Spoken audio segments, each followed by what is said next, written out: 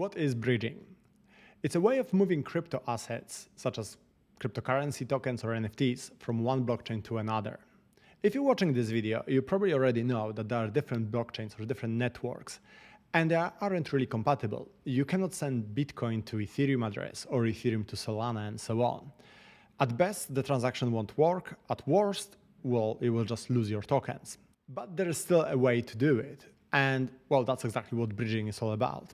And the good news is that it is actually quite straightforward, and you can do it within MetaMask. In this video, I will show you exactly how to do it step by step, and that will give you a nice edge when it comes to the next crypto bull run.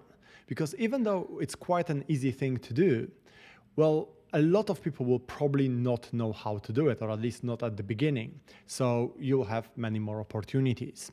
I'm Andy, and this is Crypto Like a Pro, a channel where I talk about crypto, NFTs, and everything Web3 related. Most people interested in altcoins start with Ethereum and all the tokens within the Ethereum ecosystem. And then if you want to explore other blockchains, well, you either have to get to them through a centralized exchange, or you have to start bridging assets.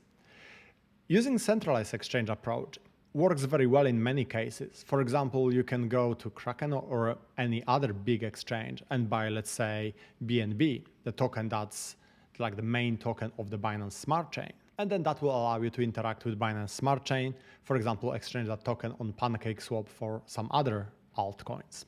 However, sometimes it may not be possible to do it all through a centralized exchange. There may be more obscure projects or blockchains, or something is just simply new, and therefore it's not yet available on the main exchanges. And as you already know, when it comes to crypto, it's all about being early and being able to participate early when something is happening. So first of all, how can you find on which blockchain a particular project exists? Well, you go to CoinGecko or CoinMarketCap and you look for a project you are interested in.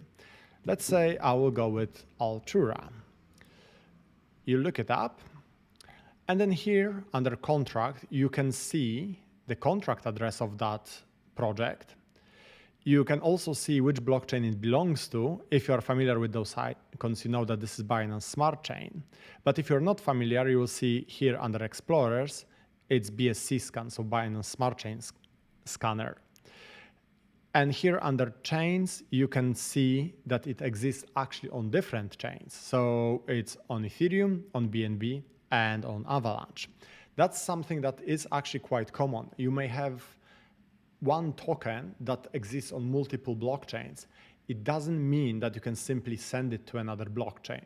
There are still three completely different tokens, completely different cryptocurrencies. It's a bit like, let's say, just because there is a dollar in the United States and dollar in Canada, it doesn't mean that they're both the same. One is US dollar, the other one is Canadian dollar. There are different currencies, have different values. It's a similar thing here. I mean, the value will remain actually the same on all blockchains, but they are not the same token. They have to be exchanged or moved via a bridge to another blockchain. That's one scenario. Another scenario is that simply you want to move your funds from one blockchain to another. So you're basically just selling your tokens on one blockchain and buying different token on another blockchain. That's another way you can do it, or another reason to use a bridge. So how do you actually bridge assets? Well, you go to your MetaMask, and I have now MetaMask open in the browser. But if you go to the little window, here you just go to bridge, and that will basically open this bigger window. So I select the network here. As you can see, I can pick one from the list, and I choose a token. Let's say I will go with COM, and I want to send it to Ethereum network and exchange it for ETH. And I select maximum amount. And in a moment, I will get my options here. It's possible that there will be no options available. And that's something quite strange, because I looked at this earlier, this particular exchange, and it was possible to do it. I just didn't want to do it because I wanted to leave it for this video. So depending on the time when you want to do an exchange, sometimes it may simply not be possible to bridge the assets, or the fee may be quite high for bridging them, and essentially it may not be worth it to you. For example, here I'm trying to exchange $100 worth of a token. It may cost me like $30 or something like that, which just makes no sense, right? Okay, so let's try it now with a different token. So again, I'm trying to bridge from Polygon network. I will now choose Matic, and then I want to bridge it to Ethereum, and I want to receive ETH.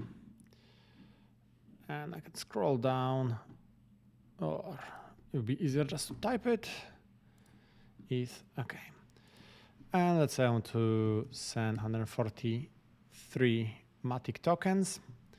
I'll wait for a quote.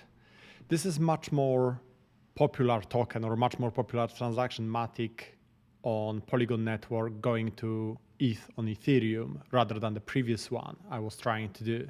So this one is much more likely to be accepted. And as you can see already, there is an option here to do it. The difference in price is $5. That's not too bad. So I will click confirm. Then I have to go to my MetaMask to authorize the transaction. As you can see, gas is really, really good, just 6 cents, so pretty much nothing. And that's pretty much it. Bridging now started, and it will take a moment to complete it. Depending on how busy the network is, it may take a few minutes, or sometimes it may be almost immediate. And this is how you bridge assets in MetaMask. Sometimes you may need to set gas setting to aggressive because otherwise the transaction may be rejected. I find that the quotes that are being provided within that bridge are often very short-lived. So quite often I'm getting failed transactions. Don't worry if that happens. I think it may be also to do with how busy the network is, but in principle, this is how it works. If you are trying to bridge very popular tokens, it's quite straightforward. The more obscure tokens you're trying to bridge, the more likely it is that the transaction will fail. So then you may need to use different platform to bridge your funds. I hope you found this video useful. If you'd like to learn more, check out my other videos and subscribe to the channel. And you can also check out my courses. I have a course dedicated specifically to altcoins, and actually this video is part of it. It's only $29 and it covers absolutely everything you need to know to start investing in altcoins. As always, thank you for watching, and I'll see you next time. Bye.